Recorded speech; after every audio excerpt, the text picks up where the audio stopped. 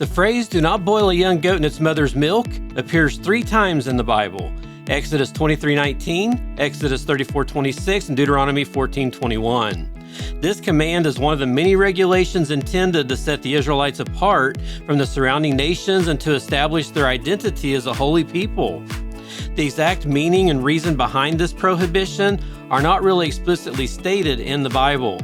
However, scholars and theologians, they've proposed several interpretations over the centuries. One common interpretation is that boiling a young goat in its mother's milk was a pagan practice associated with fertility rituals or was considered cruel and inhumane. Another interpretation suggests that this command may have been a symbolic way to discourage the mixing of life and death, purity and impurity, or the separation of different categories of animals. By following this dietary law, the Israelites were reminded of their distinctiveness as a chosen people and were called to live in accordance with God's commands. But as I study this, here's another interpretation, one that I think most aligns with the true meaning of the scripture. What if the phrase, "boil a young goat in its own mother's milk," was a misunderstood idiom in the Bible that actually meant not combining the old with the new, or mixing one generation with the next in terms of offerings? Let's consider this scenario. In today's world, this could be similar to saying, "don't throw out the baby with the bathwater." I'm sure you guys have heard that before. This phrase originated from a practice in the medieval times when setting up a bath with water was difficult. Due to water not being easily accessible, family members usually bathed using one tub of water, and the father took a bath first. Then the mom, the kids, and the babies were last. Well, by the time the baby was bathed, the water was so dark and filthy that the baby could possibly be thrown out with it when the tub was being emptied. Well, today this phrase would insinuate that you're getting rid of something valuable while trying to get rid of something considered worthless. Well, in the same process with this scripture, we need to understand the context in which these verses appear in the Bible and truly grasp their meaning. Understanding the context is the key to solving this puzzle. When we examine these scriptures in context, we can see a different perspective. Each mention of the sentence, "you shall not boil a young goat in its mother's milk," in the Bible appears after references to first fruit offerings, indicating the importance of giving the best. The Israelites, facing hardships and mistreatment, they may have been tempted to skimp on their offerings to preserve resources for themselves.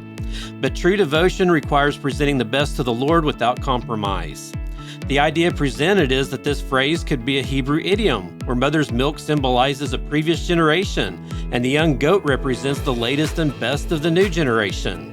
This expression may advise against mixing the old with the new, or one generation's produce with the next. The main support for this theory, which I find most convincing, comes from examining Exodus 23:19 and Exodus 34:26. Revisiting these verses with this interpretation in mind, we can see that the context emphasizes offering the first fruits instead of leftovers or old offerings. Now, turning our attention to the passage in Deuteronomy, it says, "You shall not eat anything that is died naturally. You may give it to the sojourner who is within your towns, that he may eat it, or you may sell it to a foreigner. For you are a people holy to the Lord your God. You shall not boil a young goat in its mother's milk. You shall tithe all the yield of your seed that comes from the field year by year." That's Deuteronomy 14:21 and 22. This instance highlights a discussion on first fruits, emphasizing the need to offer fresh produce each year without mixing past offerings. This interpretation aligns with the statement and the context in which it appears.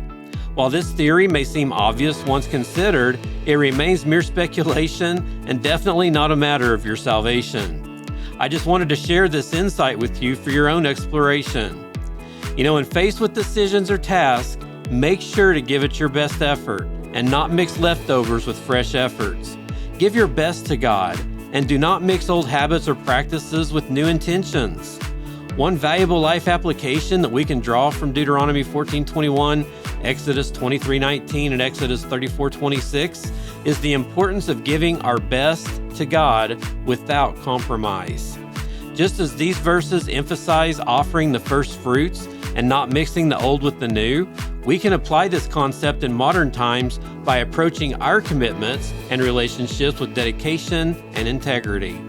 Instead of offering leftovers or half-hearted efforts, strive to present your best in all aspects of life to honor God and those around you.